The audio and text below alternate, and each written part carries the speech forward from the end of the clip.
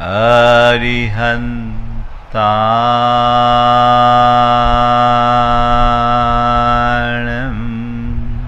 नमो अरिहन्ताणं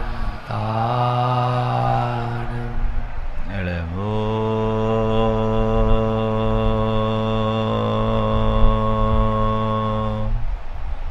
सिद्धाणं नमो सिद्धाय नमो आयर्याणं नमो आयर्याणं नमो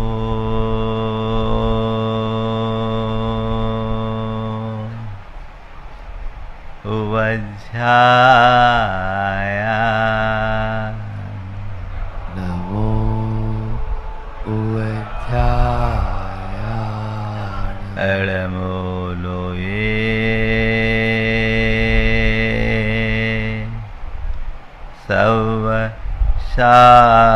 सवशाहुनं नमो लोये सवसाय ऐसो पंचनमोयारो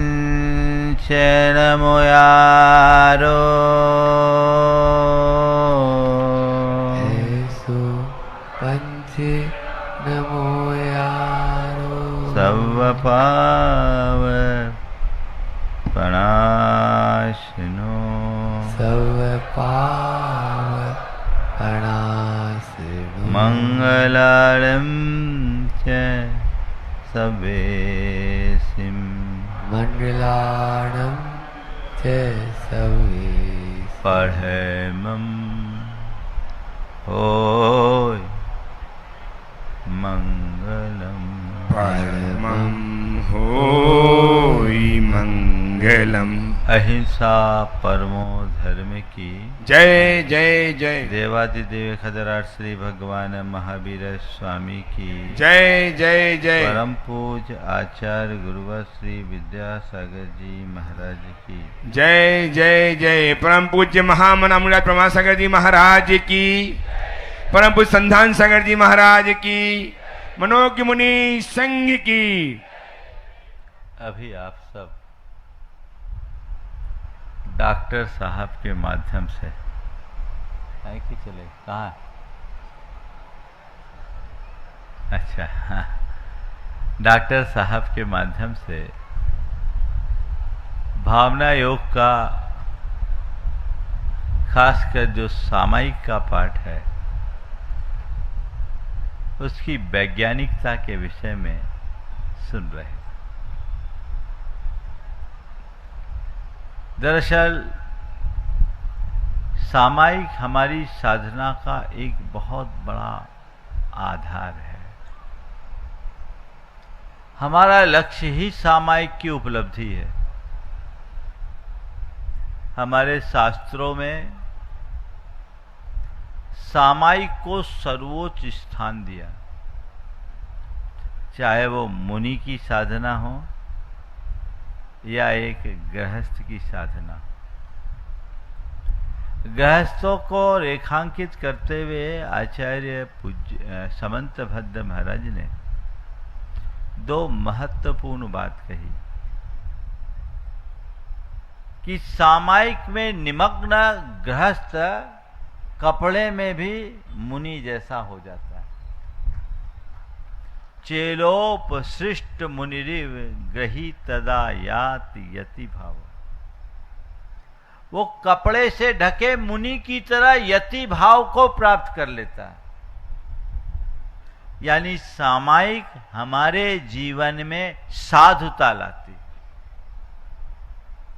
साधुता का मतलब साधु बनना नहीं, साधुता का मतलब सज्जनता को प्राप्त करना, सात्विकता को प्राप्त करना, भद्रता को प्राप्त करना और सरलता को प्राप्त करना। और सामायिक के मूल में कहा गया समता का नाम ही सामायिक है। जीवन में जब तक समत्व प्रतिष्ठित नहीं होता तो जीवन में आनंद नहीं आता। आज का ये युग आपाधापी का युग है।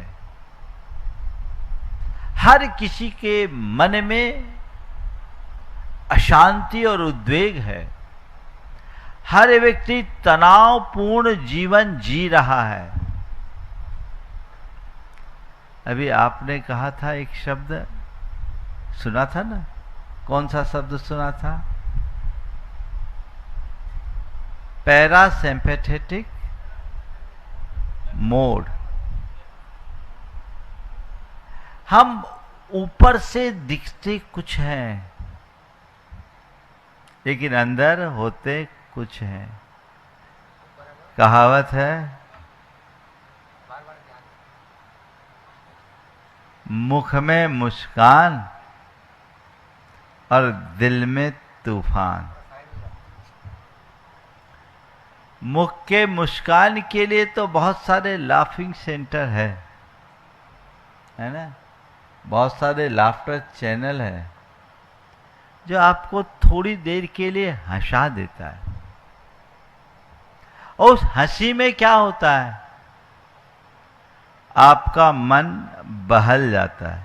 होता है कोई आदमी बहुत दुखी हो, तनावग्रस्त हो, मायूस हो, थोड़ा ऐसे माहौल में चला गया, थोड़ा सा हंस खेल लिया, थोड़ी देर के लिए उसका मन बहल गया। लेकिन इसके बाद जब वापस लौट कर आता है तो वो चीजें उसे और ज्यादा जकड़ लेती है। होती है, जकड़ लेती है, पहले से ज्यादा जकड़ ली। क्यों जकड़ी? क्यों जकड़ी? क्योंकि आपने मन को बहलाया भर है ना। संत कहते हैं जीवन में शांति पाना चाहते हो तो मन को बहलाने से काम नहीं चलेगा। मन को बहलाने की जगह मन को बदलने का अभ्यास करो। क्या करो? मन को बदलो। भावना योग क्या करता है? भावना योग में आपके मन को बहलाने का कोई आधार है क्या? यहाँ तो कोई ऐसी फैसिलिटी नहीं जिनको आप अपने मन बहलाने के लिए अपनाते हैं क्या? लेकिन भावना योग का नियमित अभ्यासी का मन ऐसा बदल जाता है कि फिर उसे बहलाने की जरूरत ही नहीं पड़ती। तो संत कहते हैं स्थायी शांति चाहते हो तो मन को बहलाओ मत, मन को बदलो। मन बहलाने वाला भोगी होता है और मन बदलने वाला योगी होता है। क्या बनना है? भोगी से योगी। आप भावना योग के अभ्यासी हो तो आपके भीतर एक साधक का जन्म होना चाहिए। जब तक आप अपने अंतर मन में ऐसे साधक को उत्पन्न नहीं करोगे, आपके लिए भावना योग भी एक क्रिया बन के रह जाएगी, है ना। किसी ने, पिताजी ने कह दिया, माँ ने कह दिया, मित्र ने कह दिया, गुरु ने कह दिया भावना योग करो, भावना योग करो, भावना योग करो, तो करने लगे। पर मैं हमेशा कहता हूं कि क्रिया से जीवन नहीं बदलता, जीवन सतत अभ्यास से बदलता है। और इसी सतत अभ्यास का नाम है साधना। साधना किसको बोलते हैं? हम साधना करते तो क्या करते भैया? दंड बैठक लगाते, उठा पटक करते, वर्जिश करते, पसीना बहाते, दौड़ते, क्या करते हैं? साधना का मतलब क्या? अपने सुनिश्चित लक्ष्य की प्राप्ति का सुविचारित अभ्यास, इसका नाम साधना है। आप लोगों ने 5 दिनों से, आज तो 6वां दिन है, समापन का सत्र है, भावना योग का बहुत अच्छा अभ्यास किया है और मुझे पूरा विश्वास है कि इन 5 दिनों में आप सबके हृदय में एक अच्छे साधक की उत्पत्ति हो गई होगी। हुई है कि नहीं? हुई है? बोलो, थोड़ा दम से तो बजाओ। तो अब यहां से जाओ तो आराधक बनकर आए थे, साधक बनकर जा रहे हैं। ये एक अचीवमेंट है। ट्रांसफॉर्मेशन की शुरुआत यहीं से है। अब मैं क्या हूं, आराधक या साधक? साधक। शुरुआत है, पर मुझे इस साधना को सिद्धि तक ले जाना है। उसके लिए सतत अभ्यास करना होगा। अभी आपने वैज्ञानिकता को सुना, सामायिक की चर्चा भी हो गई। प्रार्थना, प्रतिक्रमण, प्रत्याख्यान, सामायिक कैसे काम करता। ओम, अभी बीच में मत बांटो, अभी रखो।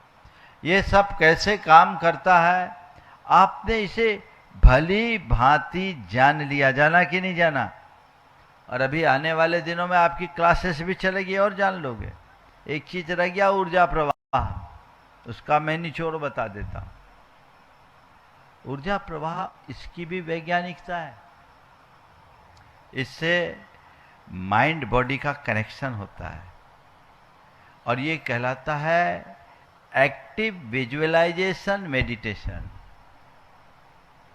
हमारे यहाँ तो ये कहा गया है कि जो तुम चाहते हो उसकी भावना भाव, भावना भवनाशिनी, बहुत पुरानी उक्ति है।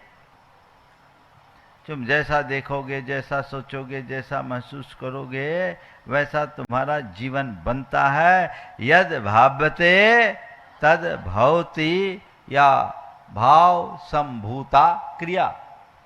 ये जो बातें हैं हमारे यहाँ की बड़ी पुरातन उक्ति है। अब इसी को वो लोग क्या कहते हैं? Active visualisation meditation. नया शब्द है।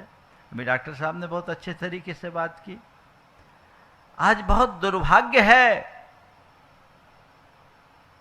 कि आज के लोगों को शास्त्र की भाषा कम समझ में आती है। पश्चिम की भाषा तुरंत पकड़ लेते हो। माइंडसेट बदलो, पश्चिम फिर भी भटका सकता है, शास्त्र तुम्हें रास्ते पर ही लगाएगा। पश्चिम के लोग प्रयोग के आधार पर बोलते हैं और हमारे शास्त्र में जो लिखा है वो अनुभूति के आधार पर लिखा है। अनुभूति शाश्वत होती है, प्रयोग बनते और बदलते रहते हैं। वैज्ञानिक प्रयोगों में तो नित्य नवीन परिवर्तन आता रहता है। लेकिन गुड़ खाने से मुंह मीठा होता है, ये अनुभव सिद्ध सत्य है कि नहीं? बोलो। एक कोई समझदार आदमी गुड़ खाए तो भी उसका मुंह मीठा होगा, और एक मूक प्राणी गुड़ खाए तो भी उसका मुंह मीठा होगा। विज्ञान ने क्या कह दिया? विज्ञान केवल विश्लेषण करके कारण को लाके रख देगा कि गुड़ खाने से मुंह इसलिए मीठा हुआ कि गुड़ में ये तत्व है और हमारी जिह्वा में ये रसायन है, ये परिवर्तन हुआ, इस कारण गुड़ खाने से मुंह मीठा हुआ। और उसके लिए माइंड ने हमारे लिए ये सारे मैसेजेस दे दिए। हमारे हिप्पोकैम्पस में ये सारी चीज़ें पहले से जमी हुई है जो हमारी स्मृतियों में है, और वो चीज़ें कह के उनने बता दिया। उनने नया क्या किया? तो हमारे यहाँ एक पुरानी कहावत है, भैया सामने से हटो। हमारे यहाँ एक पुरानी कहावत है, आम खाओ पेड़ गिरने से क्या फायदा।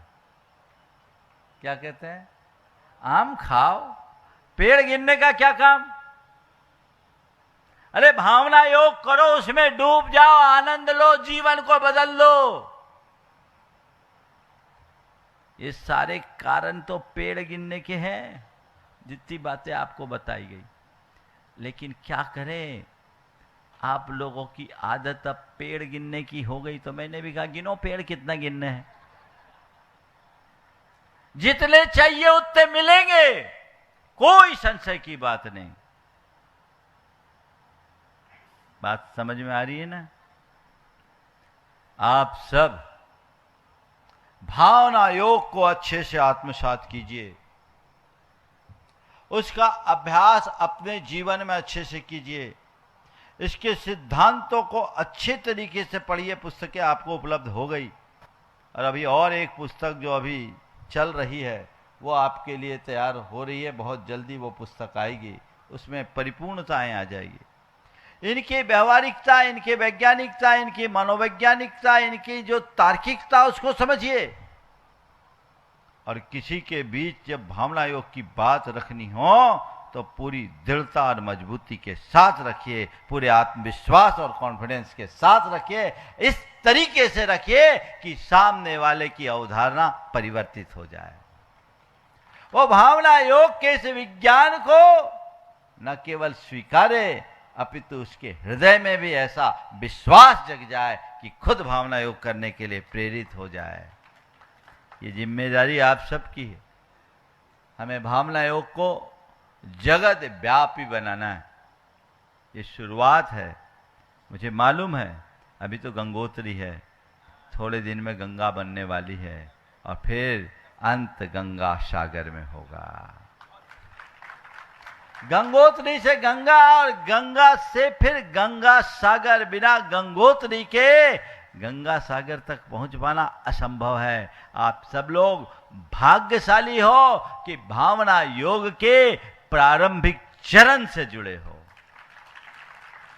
आने वाले दिनों में भावना योग भारत की साधना पद्धति में एक श्रेष्ठतम साधना पद्धति के रूप में प्रतिष्ठापित हो गए, और आप लोग इस बात को लेकर गौरवान्वित होंगे कि मैं शुरुआत से इससे जुड़ा हुआ हूं।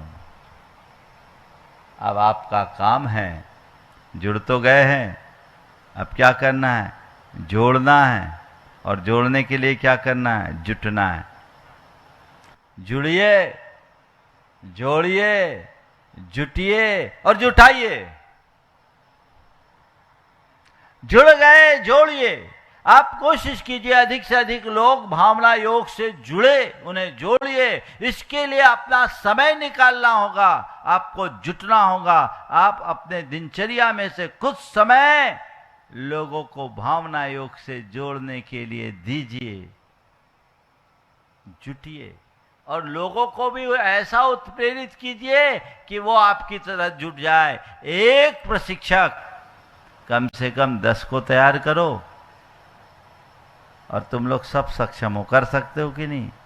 10 प्रशिक्षक, एक के नीचे 10, ऐसे करते करते तो पूरा देश क्या दुनिया छा जाएगी।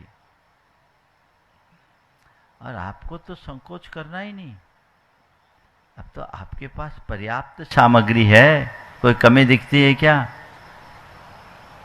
सब कुछ पर्याप्त है। आप पढ़िए, आत्मसात कीजिए, विषय को घोंट लीजिए और लोगों तक प्रस्तुत कीजिए। इसके भावना योग के अभ्यासी में बहुत सारे विज्ञानी बैठे हैं, मैं उनसे कहूंगा इसका पावर पॉइंट प्रेजेंटेशन और बना दो ढंग से, डायग्राम के साथ, तो वो लोगों को बताने में और सहूलियत हो जाएगी।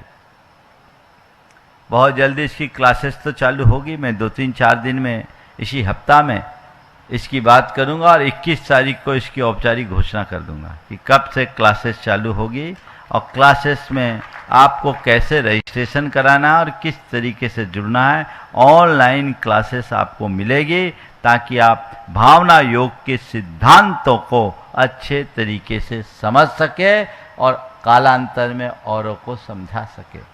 ये सत्प्रयास आप सबको करना है। ऊर्जा प्रवाह में जो हम एक्टिव विजुअलाइजेशन मेडिटेशन करते हैं, और उसमें माइंड बॉडी का कनेक्शन होता है, शरीर और मन पूरी तरह से एक दूसरे से कनेक्ट हो जाते हैं। तो इसके लिए कहते हैं कि जो हम चीज़ें करते हैं उसकी न्यूरोलॉजिकल प्रतिक्रियाएं उत्पन्न होती है, हमारे न्यूरॉन्स में चेंज होता है, हम उनको जैसी कमांड देते हैं हमारा मस्तिष्क वैसा काम करने लगता है और हमारे शरीर के वैसे जैव रसायनों का स्राव होने लगता है और ये हमारे पूरी शारीरिक संरचना को की मरम्मत कर देता है। जैसे हमारी जो नर्व एक्टिविटीज है वो बहुत बढ़ जाती है। मैं दूसरों की बात क्या कहूँ, आपको ज़्यादा विज्ञान की बात नहीं करूँगा, समय रहेगा तो फिर आपको बताएंगे। चीज़ें तो तैयार है पर मैं बोलना नहीं चाहता, पर मैं अपना उदाहरण आप लोगों को देता हूँ।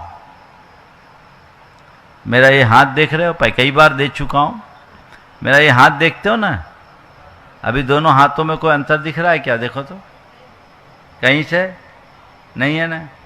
ये हाथ, ये वाला हाथ 1.25 इंच पतला हो गया था, 1.25 इंच पतला। एक नर्व सूख गई थी। मुझे ये पिच्छी भारी लगती थी, ये पिच्छी उठाने में मुझे भारी लगती थी, जैसे कोई वजन उठा लिया। मैं इस हाथ से पिच्छी नहीं उठाता था, इसी हाथ से पिच्छी रखता था। बहुत मजबूरी में कभी पकड़ना पड़ा तो आधा मिनट भी नहीं रखता था, तुरंत चेंज कर लेता। मेडिकल में कोई इलाज नहीं है, डॉक्टर साहब बैठे हैं। कोई वेन सूख जाए तो वो दोबारा रिकवर नहीं होती, पर भावना योग से उसकी रिकवरी हुई है। प्रमाण सागर उसके जीवंत प्रमाण है। अब इंची टेप नाप लेकर के नाप लो, बराबर मिलेगा। थोड़ा सा कसर है, अंतर तो है थोड़ा सा, तो नॉर्मली सबके में होता है थोड़ा बहुत।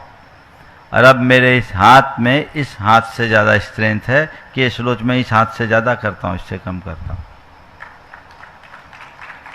ये ऊर्जा प्रवाह का परिणाम है। भावना योग करते समय मैंने ऊर्जा प्रवाह से वो धारा वहां प्रवाहित की, इस धारणा के साथ कि मेरी वो नस खुल जाए, मेरी वो नस खुल जाए, और खुल रही है। मैं उसमें धारा डाल रहा हूं, धारा डाल रहा हूं, धारा डाल रहा हूं, तो जा रही। तो ऊर्जा प्रवाह में वो जल की धारा ऊपर से आपके ऊपर आ रही है, ऊर्जा की वो धारा पूरे शरीर और मन को बहुत सचेत कर देती है। आजकल वैज्ञानिकों ने इसे इमेजिनरी थेरेपी कहा है, जो एक प्रकार की गाइडेड इमेजिनरी थेरेपी होती है। इस थेरेपी से लोग चिकित्सा भी करते हैं और पूरे के पूरे हमारी न्यूरोप्लास्टिसिटी इससे बढ़ती है, और इसको न्यूरोसाइको इम्यूनोलॉजी नाम दिया गया है। ये अपने आप में एक बहुत बड़े विज्ञान की बात है। इससे हमारे शारीरिक स्वास्थ्य की पुष्टि होती है। जब हम बार बार कहते हैं मेरा मस्तिष्क ठीक है, मेरी आंखें सतेज है, मेरे कान ठीक है, मेरा मुख ठीक है, मेरी कंठ ठीक है, मेरी श्वास नली ठीक है, भोजन नली ठीक है, हृदय ठीक काम कर रहा है, फेफड़े ठीक है, एक एक अंगों को उस तरीके से विजुअलाइज करते हुए हम करते हैं तो बड़ा ज़बरदस्त अंतर आता है। कई लोगों की कैंसर जैसी प्राण घातक बीमारियां इससे नियंत्रित हुई है। ये कोई साधारण प्रक्रिया नहीं है। इसे आप जोड़ें, और जब मैं अंत में कहता हूं मैं स्वस्थ हूं, शुद्ध हूं, शांत हूं, तो वो हमारी भावनात्मक शांति को उद्घाटित करता है।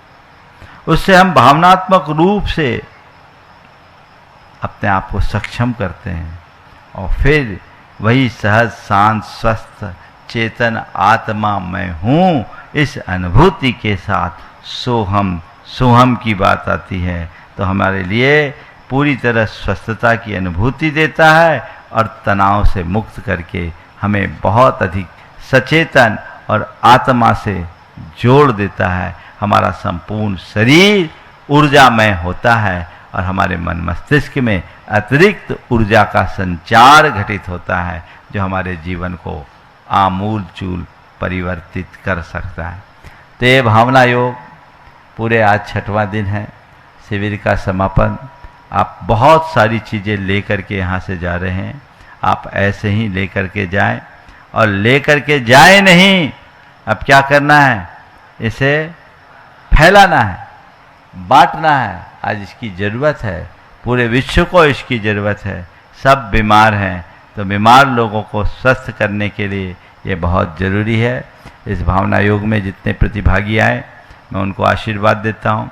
भावना योग की संयोजना में भाई राजेश की बड़ी भूमिका रही है। इधर कीर्ति जो बहुत सालों से भावना योग को आगे फैलाने में अपना योगदान देती रही है, और इसके अतिरिक्त भी कुछ और लोग जो अपने घरों से भावना योग के प्रचार प्रसार में बहुत लगे रहे। विवेक भाई सिंगापुर, पूरा NRI को देखते हैं, अभी आए नहीं है। अचिंत सिंगापुर, पूरा प्रामाणिक समूह भावना योग को विस्तारित करने में बहुत प्राणपन से लगा है। और एक बार प्रामाणिक समूह के लिए भी जोरदार करतल ध्वनि से आभार व्यक्त करें। ये पुस्तकें भी जो जल्दी आई है उसमें प्रामाणिक समूह की बड़ी भूमिका रही है। यहाँ और भी बहनें हैं, एक हेमा है और एक एकता जो आपकी भोपाल की अभी दमोह में है। ये वर्षों से भावना योग लोगों को ऑनलाइन देते रही हैं। एक बार इनका खड़े हो जाओ, लोग पहचान लेंगे तुम दोनों को। हाँ, ये लोग भी भावना योग को बहुत तन्मयता से, हाँ सीमा जी हैं सीतापुर से, और भी जो लोग हैं जो करते रहें, थोड़ा मुझे याद आ जाएगा, चेहरे में देख लूँगा। तो जो भावना योग के प्रसार में लगे रहें वो लगे रहें। आपके यहाँ के राजीव तो हैं ही जो बहुत व्यस्त हैं, लेकिन फिर भी भावना योग के लिए उनने अपना योगदान देने का भाव किया है। सबसे बड़ी बात तो यहाँ की कमेटी बहुत तत्परता से जुड़ करके इस भावना योग को अच्छे ढंग से संपन्न करने में अपना योगदान दी है। आपको श्री विद्या प्रमाण गुरुकुलम, विद्यासागर संस्थान और गुणायतन की टीम के साथ, खासकर नरेंद्र टोंगिया और उनकी पूरी टीम का जोरदार अभिनंदन करना चाहिए। मैं चाहूँगा विद्या प्रमाण गुरुकुलम के जितने सदस्य उपस्थित हैं वे भी आ जाएं, और विद्यासागर संस्थान से राजेश जी और पूरा गुणायतन परिवार, राजेश जी खड़े हो जाएं, एक बार इनका भी जोरदार अभिनंदन कर दें। और इनकी टीम, जिन लोगों ने आपकी सारी व्यवस्थाएं सुचारू करी, आपको कहीं किसी प्रकार की कठिनाई का अनुभव नहीं हुआ।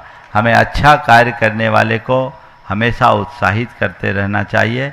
मैं सभी को आशीर्वाद देता हूं कि आप लगे रहें। कुछ चेहरे सामने दिखते हैं, कुछ चेहरे कभी सामने नहीं आ पाते, पर योगदान उनका सबसे अधिक होता है। लगाए रखें। और डॉक्टर सुभाष जी जखारिया तो पिछले 6 सालों से भावना योग के ध्वजवाहक बने हुए हैं।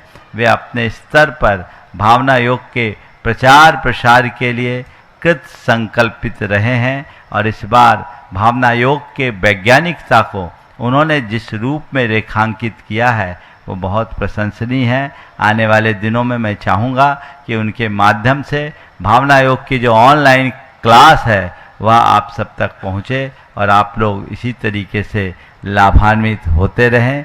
आगे भी अब भावना योग के इसी तरह के कैंप चलते रहेंगे। समय समय पर हम सबको प्रमुखता से भावना योग को प्रोत्साहित करना है, जिससे जैन धर्म की हम स्थायी प्रभावना कर सके। समय आप सबका हो गया है, इसलिए अधिक विस्तार न देकर से सभी कई औपचारिकताएं होगी। इसलिए हाँ, और ये प्रामाणिक समूह की जितनी भी कक्षाएं होती है उसमें भावना योग 5 मिनट का चलेगा ही। आज शाम के सत्र में शंका समाधान में मुझे जो और निर्देश देश भर के लोगों को देना है, मैं मानता हूँ आप जितने लोग आए हैं उनसे कई गुना लोग भावना योग की साधना घर बैठे करते हैं, और न केवल खुद करते हैं अपितु औरों को भी भावना योग के लिए प्रेरित करते और करवाते रहते हैं।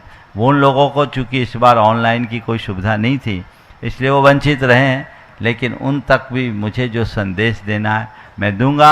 आप सबसे मुझे ये कहना है कि जो पुस्तकें आपके हाथ में आई हैं आप पढ़िए और औरों को पढ़ाने के लिए प्रेरित कीजिए, ताकि लोग पढ़ सके, आगे औरों को पढ़ने की प्रेरणा दे सके।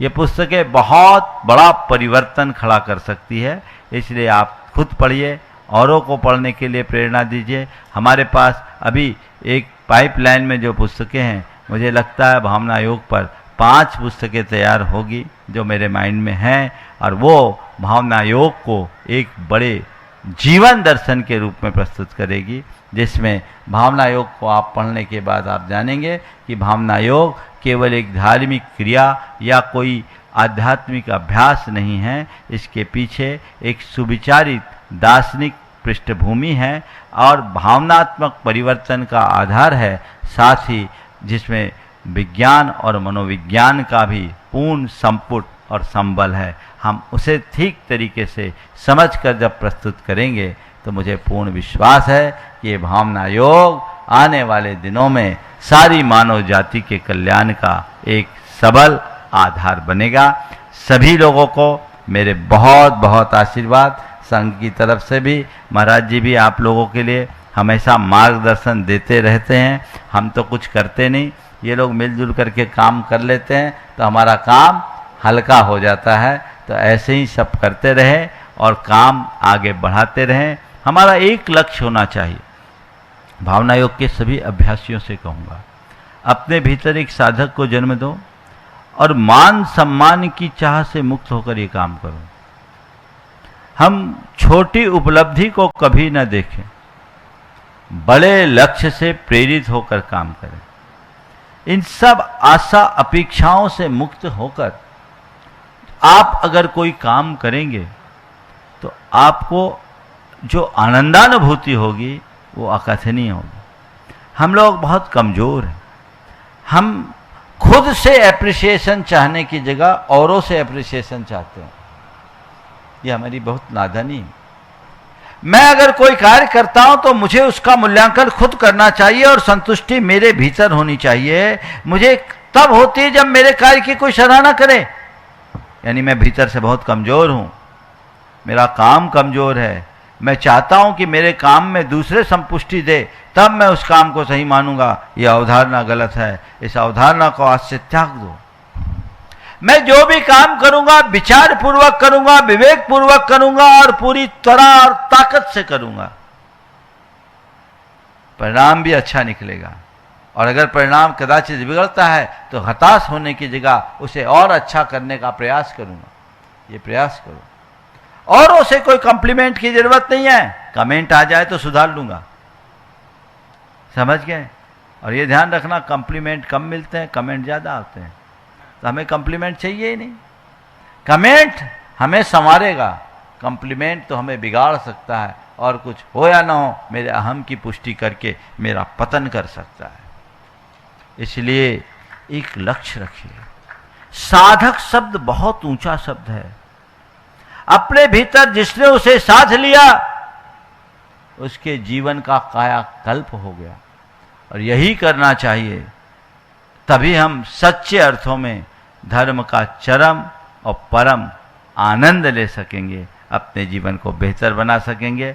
मैं सभी को आशीर्वाद देता हूँ। जैन संघ पुणे के सभी सदस्यों को विशेष रूप से आशीर्वाद देता हूँ, क्योंकि ये एक बहुत बड़े उद्देश्य की पूर्ति में लगे हुए हैं और इनके लिए भावना योग एक बहुत बड़ा आधार बनेगा। एक बार इन युवकों के लिए आप लोग जोरदार अभिनंदन कर दें। इनका काम कभी दिखता नहीं। ये हमारे मिशन को आगे फैलाने में लगे हुए हैं। इनको जो निर्देश, ब्रह्मचारी अजय भी आजाविशी में शामिल हैं, ये इनको जो कह दिया जाए वहाँ करे। देखो जहाँ बड़े बड़े मंच होते हैं वहाँ काम करने वाले 1000 मिल जाते हैं, लेकिन सुदूर बिहड़ों में जाकर काम करने वाला कोई विरला ही होता है। इन लोगों के लिए एक बार जोरदार करतल ध्वनि होनी चाहिए, केवल एक भाव से कि गुरुदेव ने कहा है और ये काम अच्छा है, इससे जैन धर्म की स्थायी प्रभावना होने वाली है। आगे बढ़ रहे। मुझे अभी बहुतों की जरूरत है। मैं आह्वान करता हूँ आज शाम को संघ का समाधान में याद दिलाना। हाँ, बहन जी तो आहे तैयार, और जो हैं सो हैं। हाँ, और जो है मुझे कुछ कपल्स की ज़रूरत है, उनकी जिनकी सांसारिक अपेक्षाएं खत्म हो गई है और जो अपना समग्र जीवन देना चाहते हैं पूर्णकालिक रूप में, वे आगे आए। हमारे मन में एक बहुत बड़ी योजना है जो जैन धर्म की युगांतकारी प्रभावना कराएगी। आप अपने समय का, अपनी शक्ति का और संसाधन का सही प्रयोग करना चाहते, आइए। आपसे पैसे की कोई ज़रूरत नहीं। आपसे पैसे की कोई ज़रूरत नहीं। पैसा के लिए इन लोगों को आज तक कभी कोई दिक्कत आई क्या? गुणायतन इनके लिए जी खोल करके पैसा देता है। काम भर होना चाहिए। काम कीजिए। आज केवल अच्छे कार्यकर्ताओं की ज़रूरत है, समर्पित कार्यकर्ताओं की ज़रूरत है। यदि वो आगे आएंगे तो परिणाम जरूर निकलेगा। सभी को इस समापन सत्र में हमारे बहुत बहुत आशीर्वाद आगे लेकर के आप चलेंगे। जो औपचारिकताएं शेष है उन औपचारिकताओं को पूरी कर ले, आगे आ जाएं। बोलिए अहिंसा परमो धर्म की।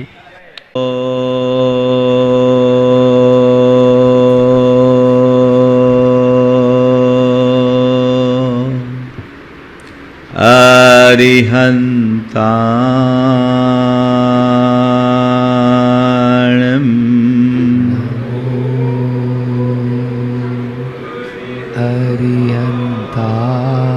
अरिहन्ताणमो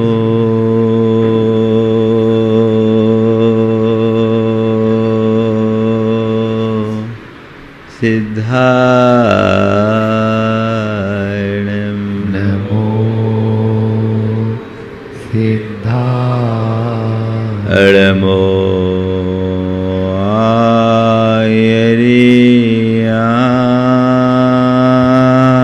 आयरियाणं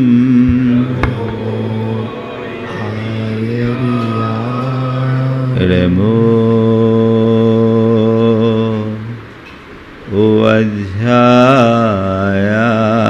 अध्यायानं रमो लोये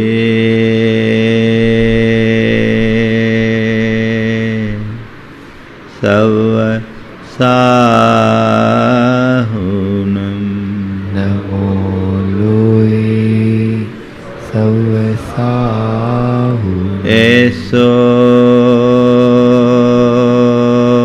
पंच अड़मोयारो ऐसो पंच नमोयारो सव पाव कनाशिनो सव पाव कनाशिनो मंगलाणं च सवेसिं मंगलाणं च सवेसिं पढ़मं ओ मंगलम पढ़मं ओय मंगलम। जय बोलो देवादिदेव 1008 श्री भगवान महावीर स्वामी की जय जय जय। अहिंसा परमो धर्म की जय जय जय। परम पूज्य आचार्य गुरुवर श्री विद्यासागर जी महाराज की जय जय जय। बोलिए आचार्य परमश्री समय सागर जी महाराज की जय। मुनिवर श्री प्रमाण सागर जी महाराज की जय। मुनिवर श्री संधान सागर जी महाराज की नमोस्तु गुरुवर। एक बार एक परिवार आया, परिवार के साथ एक 17 साल का बच्चा भी था। कहा महाराज जी इसे देखिए ना, पहले सब काम बहुत तत्परता से करता था, बड़ी रुचि और लगन थी। आजकल इसके मन में सब कार्यों के प्रति अरुचि सी हो गई है। अब पढ़ाई के तो नाम से भी चिढ़ता है, सबसे इसका मन हट गया। एक दिन एक बहन जी आई, उसने कहा महाराज जी पहले मेरा धार्मिक कार्यों में बड़ा उत्साह रहता था, बड़ी रुचि होती थी, आप लोग आते थे तब भी मैं बड़ी उमंगों से आती थी, लेकिन आजकल मेरी सारी रुचि खत्म हो गई, सबसे अरुचि हो गई। मन करता है कि बस कहीं जाऊं ही नहीं, अपने काम में ही रहूं। एक व्यक्ति आया, उसने कहा महाराज जी बहुत सालों से व्यापार कर रहा हूं और अभी तक मैंने व्यापारिक क्षेत्र में जहां भी हाथ डाला बहुत आगे बढ़ा, लेकिन अब कुछ दिनों से मेरी सारी रुचि ही खत्म हो गई। अब कुछ काम करने का मन ही नहीं पकड़ता, ऐसा लगता है सब खत्म।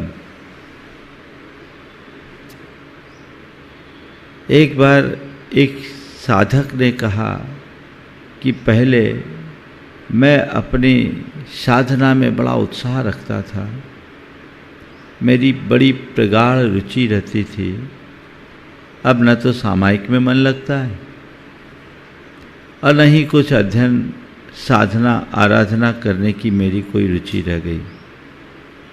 ऐसा लगता है बस जैसे कि सब कुछ जो है सो छूट गया। ये सब जो प्रणतियां हैं ये एक प्रकार की भावनात्मक दुर्बलता है, जिसे हम एक शब्द में कह सकते हैं अरुचि। और ये कभी भी किसी भी मनुष्य के हृदय में किसी भी रूप में प्रकट हो सकती है। ये अरुचि एक ऐसी भावनात्मक दुर्बलता है जो हमें लौकिक और पारमार्थिक दोनों क्षेत्रों में कमजोर बना देती है। अरुचि केवल बाहर के कामों से नहीं होती, ये भीतर के संबंध में भी होती है। हमें इस अरुचि को गहराई से देखना है।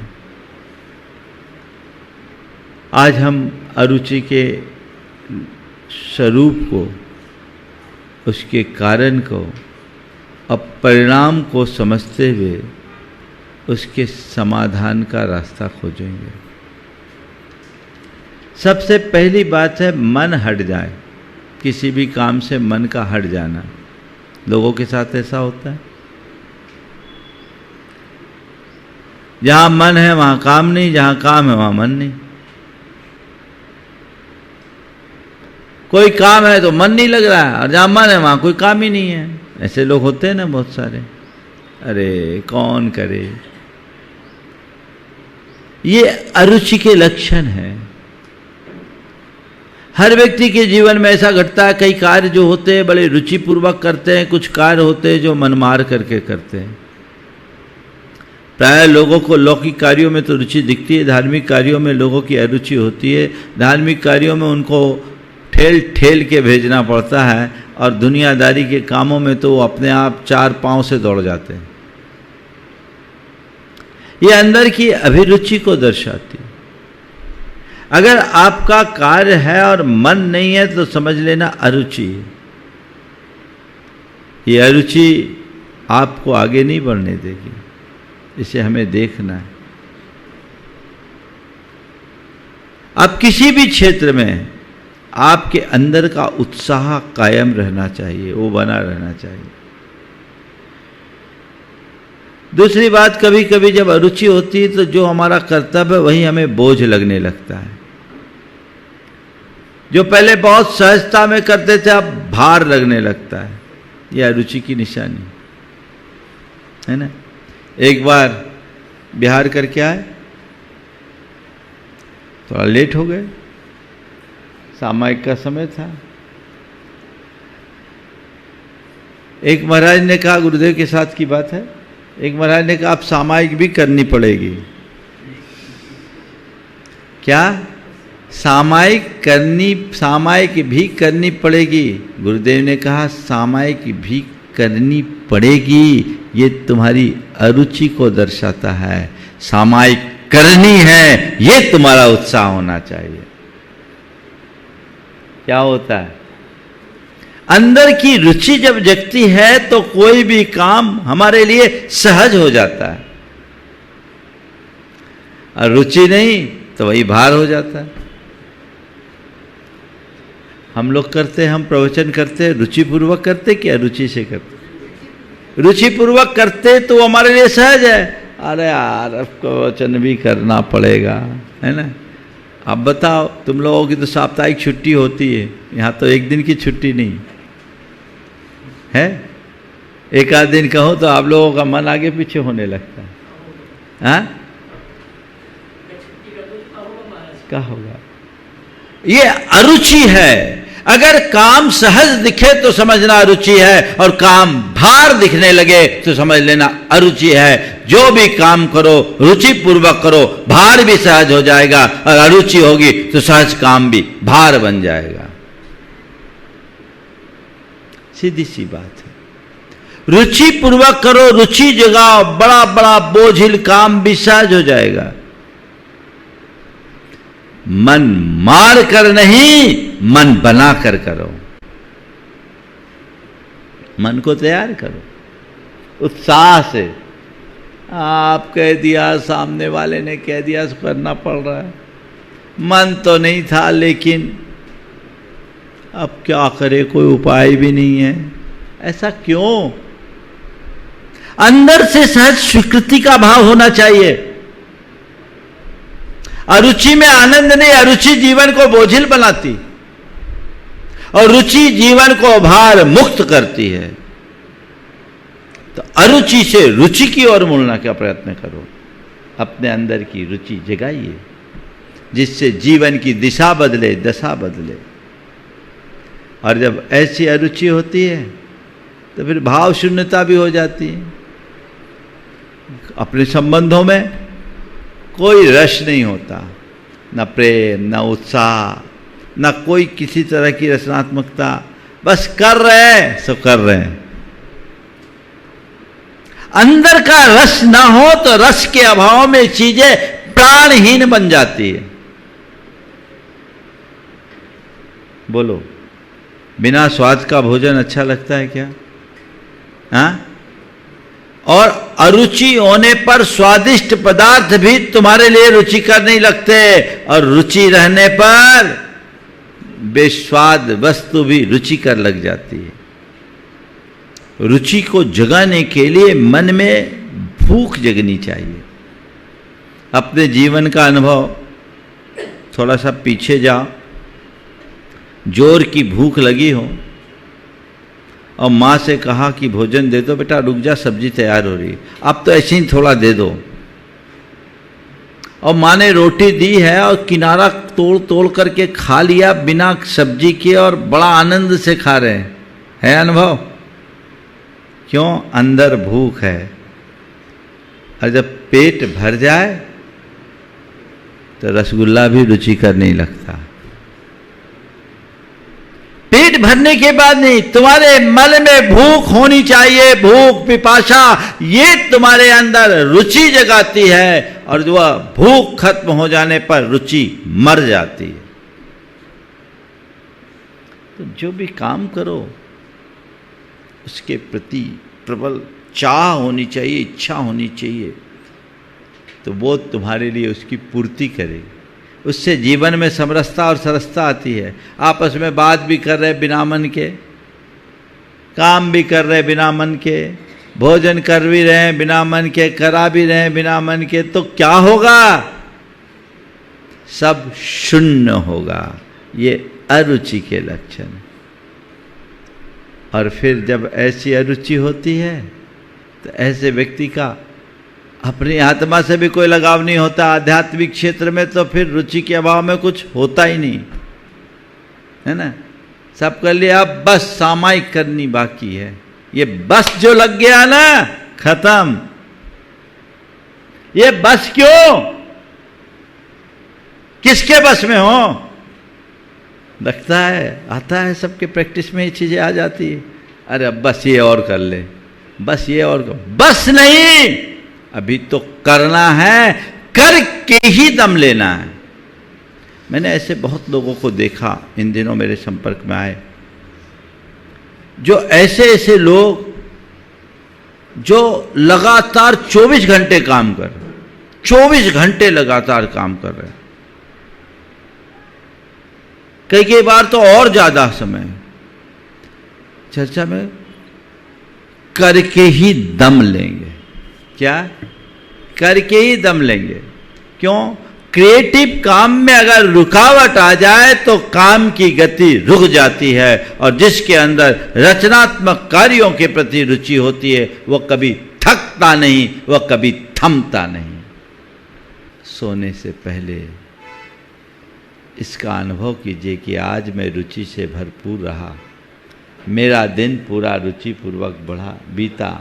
मेरी ऐसी अभिरुचि बनी रहे। मैं रुचिवंत हूँ, मैं आत्मस्थ हूँ, मैं अपनी साधना में लीन हो रहा हूँ, मैं शांति में हूँ, मैं आनंद में हूँ। ये भाव अपने अंदर जगाएं, और अपनी आत्मा के लिए मैं सहज हूँ, शांत हूँ, उत्साहित हूँ, रुचिपूर्ण हूँ, शुद्ध आत्मा हूँ, सहज आत्मा हूँ, ये भाव बार बार दोहराइए। हो गया समय, अभ्यास करना होगा। यदि ये प्रैक्टिस में आ गया तो आपकी अरुचि रुचि में बदलेगी। बुरे कार्यों से अरुचि और अच्छे कार्यों में रुचि होनी चाहिए। आजकल होता उल्टा है, अच्छे कार्यों में अरुचि और बुरे कार्यों में रुचि। बस इसे ही पलटना है और पलट करके अच्छे कार्य में रुचि जगाओ और बुरे कार्य से अरुचि बढ़ाओ। हमें बुरे कार्यों के प्रति देखना ही नहीं, अच्छे कार्यों के प्रति अपनी रुचि जगा दो। अगर अपने कार्य और कर्तव्य के प्रति मेरे मन में प्रगाढ़ रुचि हो जाए तो दूसरे काम के लिए फुर्सत ही नहीं मिलेगी। और कुछ लोग ऐसे फुर्सतिया होते हैं जिनका दूसरे काम के प्रति ध्यान ही नहीं होता। इसे हम बदलाव की तरफ लाएं, अपने जीवन की धारा को इसी तरीके से हम मोड़ना शुरू करें तो बड़ा आनंद आ सकता है। अरुचि को रुचि में कैसे बदला जा सकता है और उसका नतीजा क्या होता है? शुरुआत में मेरी सिद्धांत ग्रंथों में बड़ी रुचि थी, लेकिन साहित्य और व्याकरण में मेरी रुचि नहीं थी। गुरुदेव ने मुझसे कई बार बोला कि तुम साहित्य पढ़ो, व्याकरण तो उन्होंने पढ़ा दिया था, साहित्य पढ़ो, साहित्य पढ़ो। मैंने कहा गुरुदेव मेरा मन सिद्धांत का है, सिद्धांत में मेरी रुचि है, साहित्य में बाद में देखूंगा। गुरुदेव ने कई बार बोला कि तुम साहित्य पढ़ो, साहित्य पढ़ो। मैंने कहा गुरुदेव आप तो मुझे सिद्धांत का आशीर्वाद दो। और मैंने सठखंडागम और कसाय प्राभृत के पूरे भागों के अध्ययन का संकल्प लिया।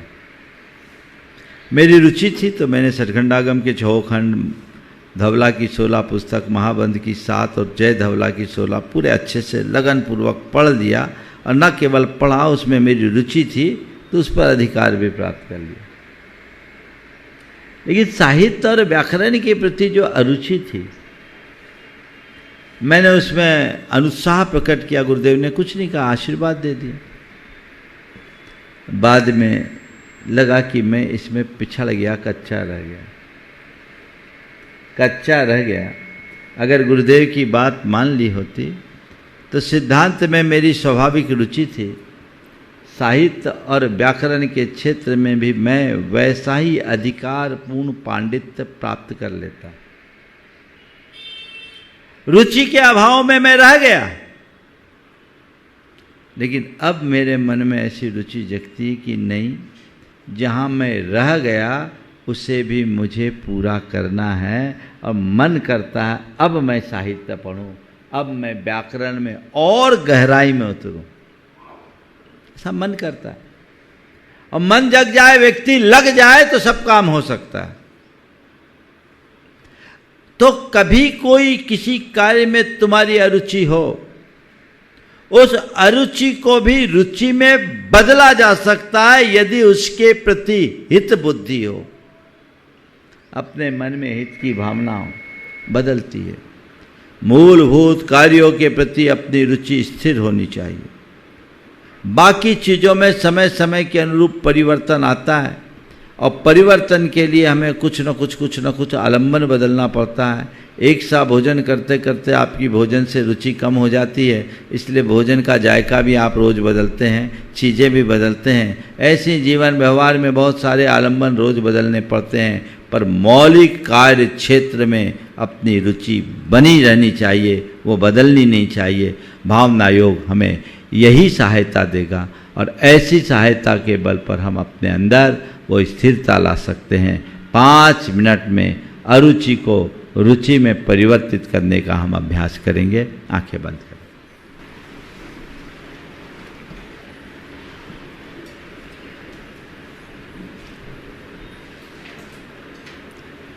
सहज सांस ले और छोड़े, मन को स्थिर करें। प्रभु परमात्मा की उपस्थिति का एहसास करें। हे प्रभु, आपके चरणों में कोटि कोटि बंदन, कोटि कोटि आभार। हे प्रभु, मुझ में ऐसी दृष्टि जगा दो कि मैं अपना सब काम रुचि पूर्वक और उत्साह से कर सकूं। हे प्रभु, मुझ में रुचि भर दो, मुझ में रुचि जगा दो, मुझ में रुचि जगा दो। मैं अपने कार्यों के प्रति उत्साहित रहूं। मैं अपने कार्यों के प्रति उत्साहित रहूं। मुझ में पूर्ण रुचि हो, मुझ में पूर्ण रुचि हो। मैं अपना सब काम रुचि पूर्वक करूं। मैं अपना सब काम रुचि पूर्वक करूं। हे प्रभु, बीते दिन में मैंने अपनी अरुचिवश कई कार्यों के प्रति अनुत्साह रखा, उनमें अरुचि रखी, बिना मन के किया। उसका मुझे घोर पश्चाताप है। मैं उसकी निंदा करता हूँ और अब अपने कार्यों को रुचि पूर्वक करने का संकल्प लेता हूँ। मैं अपने कार्यों को रुचि से करूँगा। मैं अपने कार्यों को रुचि से करूँगा। मैं रुचिवंत हूँ। मैं रुचिवंत हूँ। मैं रुचिवंत हूँ। मैं रुचिवंत हूँ। मुझ में उत्साह है। मुझ में उत्साह है। मुझ में उत्साह है। मुझ में उत्साह है। रुचिवंतो हम। रुचिवंतो हम। रुचिवंतो हम। रुचिवंतो हम। उत्साहितो हम। उत्साहपूर्णो हम। उत्साहपूर्णो हम। उत्साहपूर्णो हम। उत्साहपूर्णो हम। सोहम। सोहम। सोहम। सोहम। सोहम। सोहम।